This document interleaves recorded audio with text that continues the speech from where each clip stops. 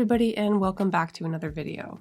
Now, if you've been on my channel for a while, you know that this is not the style of furniture I normally deal with. I picked these up from either an auction or a thrift store, I can't really remember. And you can see that there are holes all over this piece.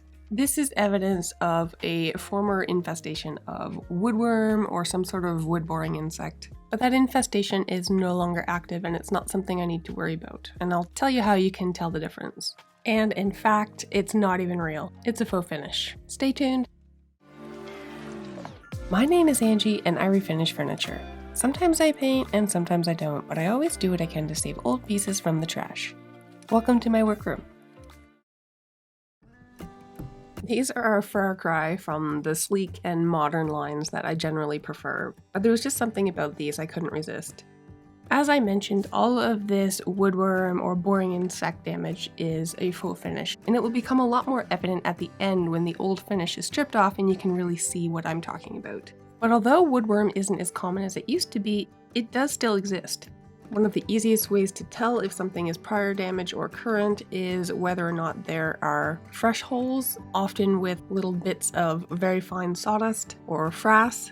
But on these, the tinted lacquer is actually in the holes, so this was finished this way. As far as what these tables are made of, that was a bit of a mystery for me. So I posed a question on Instagram and had viewers chime in on what type of wood they thought it was. And I had a lot of variety. I had a lot of people that thought maybe it was some sort of maple. A couple of people thought maybe cypress or some sort of mahogany, sweet gum, birch. And I'm pretty sure that it is none of those things. At this point, I still am not 100% sure. It has sort of similar properties to mahogany or mango wood. And because these are not actually old, these are something you would get at a big box furniture store, the possibility that at least the top is mango wood is quite feasible. Now, the veneer on the underside is a type of mahogany. These little blocks that screw into the top are poplar, and as far as the legs and the framing, I'm not sure. I'm usually pretty good at figuring out wood species, but this one is a mystery. If you have any ideas of what this could possibly be made of, please let me know.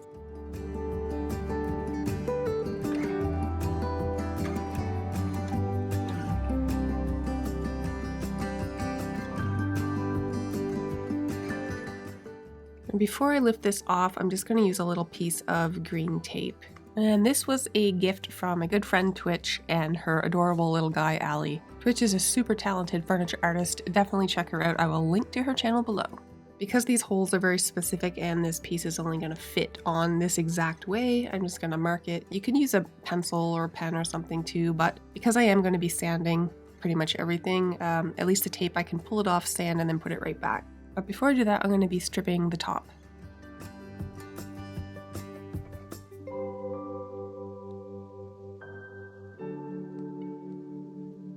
I love these poly-backed canvas tarps. They just add that little extra layer of protection with the poly backing. So I'm going to get that sorted, put this on, and then I can get to work with removing this old finish. So before I remove this, I just want to show you these wormholes again. And you can see that they're all dark, which means that the finish has been put right inside them. So if these were active, you wouldn't see finish, you would see sawdust, and it would be very, very light in color. I'm going to be using my favorite stripper, which is circa 1850. You've seen me use this in almost every single video. It's almost like a gel, which makes it great for vertical surfaces and just clings to the surface better. I'm going to be using a putty knife and some steel wool to remove this finish, and this is one of the most satisfying stripping sessions I've done on a video in a while, so I hope you enjoy.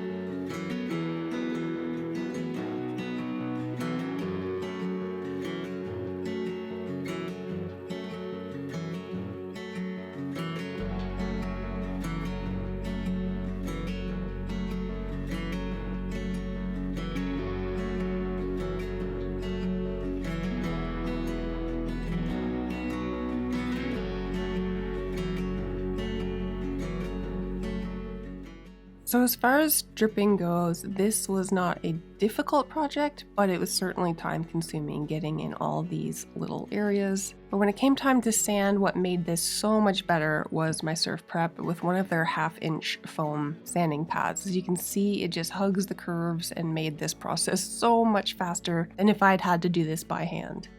And you certainly can do it by hand, but this is both gentle and effective, and it's one of the main reasons I wanted a Surf Prep to begin with.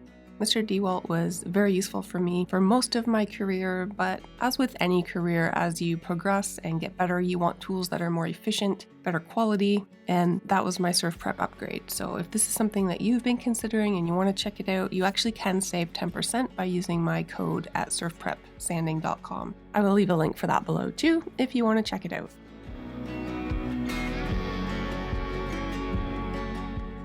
Because the top is veneer, I went with a pretty fine grit. I did 180 grit on the top. That was followed by a light sanding of 220 and then 320 as my final. I switched back to the medium grit 1/2-inch foam pad for these edges, and here's where we're at. Now this wood looks fairly pale right now, but watch what happens when you put anything clear on it, and I'm using the OD Safer solvent to help clean it up, but even water will produce this result, and you can see it is so yellow. It's very bizarre. I've never seen a wood this yellow before, and I don't love it. Now, the edges as well as the skirting and the legs, that's more sort of tan colored. It's almost kind of like a butternut. It reminds me of like a fresh loaf of bread, and that's kind of more where I want to be. I don't love this yellow color.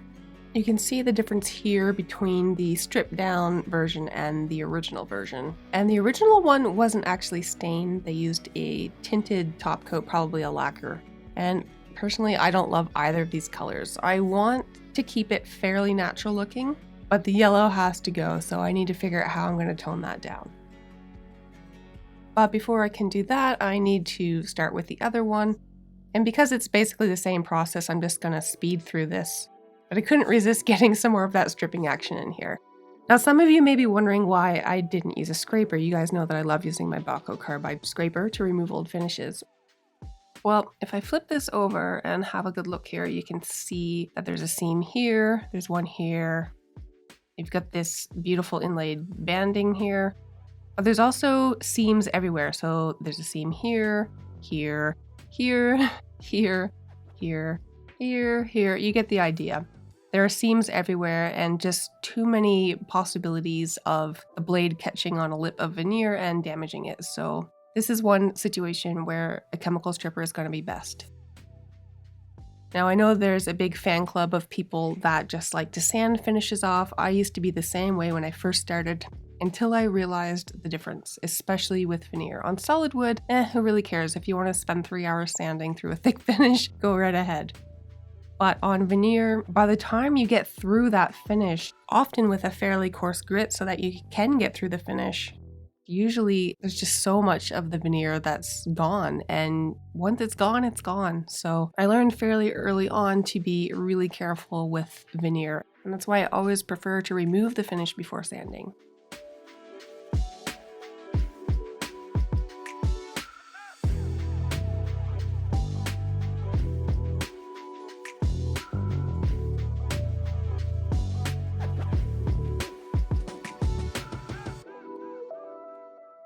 I went back and forth so many times with how I wanted to finish this. Initially, I was thinking of doing it sort of traditional with a dark, normal, like penetrating stain, but it's not a style that sells very well anymore, and I was worried that if I went too dark, too traditional, it would just sit for a while, which kind of defeats the purpose of redoing them in the first place. They're not antiques, so I have no issues doing something a little bit different with these. I considered doing lacquers and toners, but I really want these to have a very natural look, and the best product I found so far to give something a very natural look is Odie's oil. But I don't want to do just a clear coat on these because of how yellow they are, so I need to tint the oil, and Mr. Cornwall's Creative Colors are actual pigments that you can mix in with the oil and solvent if you choose to put solvent in, which I normally do. And it doesn't work exactly the same as a normal penetrating stain where the color you see when it's wet is basically the color you get. This is more, I find, of a tint, but that really depends on the type of wood.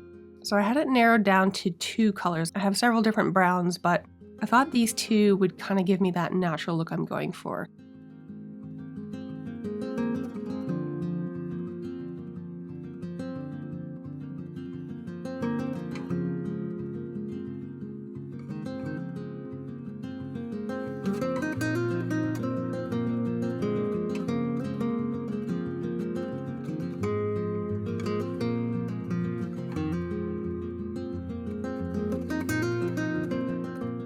Do you remember when I put the safer solvent on the edges and it turned that sort of butternut color?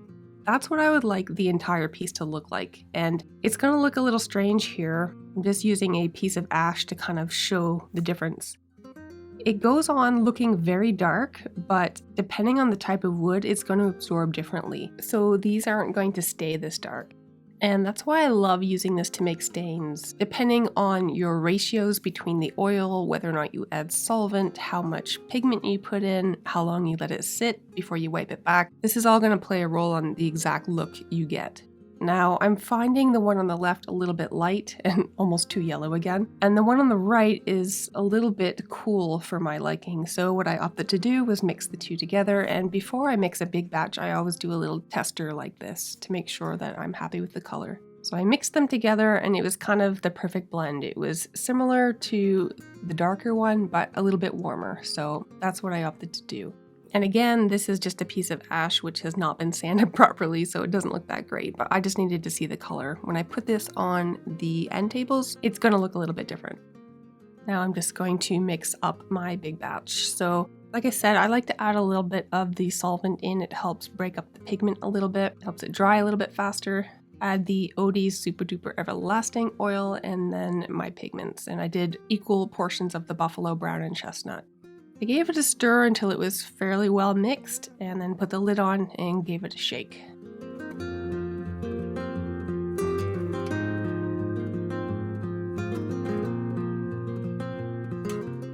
Another thing that's great about using this as a stain is that it doesn't leave lab marks, and to show you, I'm going to stop right here on this side piece and move on to a leg, and eventually I'll go back and you'll see it will just blend right in.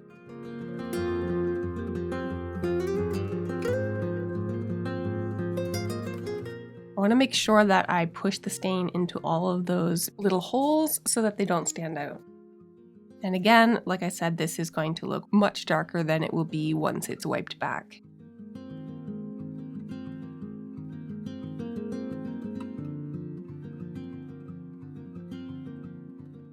This takes a little bit of practice and trial and error. I have done this enough times with the pigments and the ODs that I know what the outcome is going to look like. If you're doing this for the first time, I really recommend mixing up your stain in very small batches to test it so that you have the exact strength that you want. And getting a piece of wood that is the same as the project you're going to be working on so that you can see exactly how it's going to absorb, how it's going to wipe back. And make sure also that you have both your project piece and your scrap wood sanded in the exact same way at the exact same grit.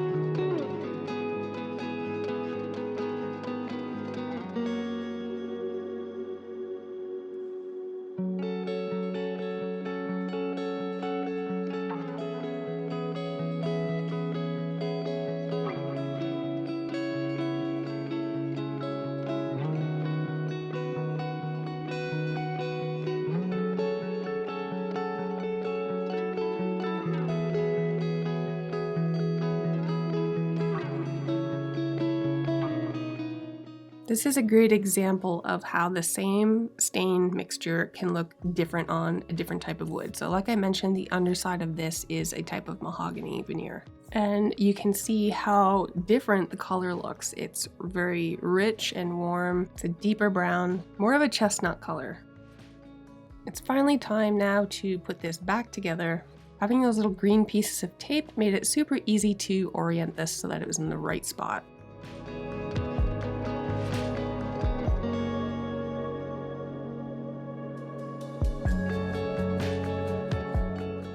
Well, this was quite the journey. I know this isn't the shock and awe type of refinishing that I often do, but there was just something about this set that drew me to them. There's so many different ways that I could have transformed these. A whitewash would have been amazing. Even going that traditional dark wood route would have been nice. But this is what I chose.